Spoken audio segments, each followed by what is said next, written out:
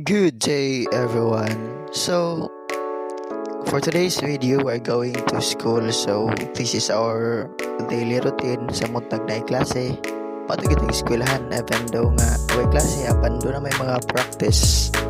So, as a student, this is a life of a student. Yun nga, kinahanglan, di naman tayo matag sayo po kaya alas 8 na itong klase, but we need to go to school. So, at this moment, nabot na tayo sa school.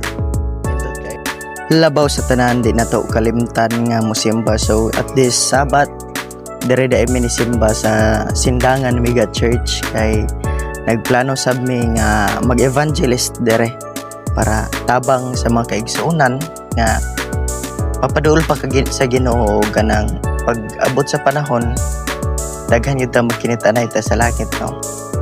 Wala na magyud ang work namo or ang work nato, because we are all missionaries of God.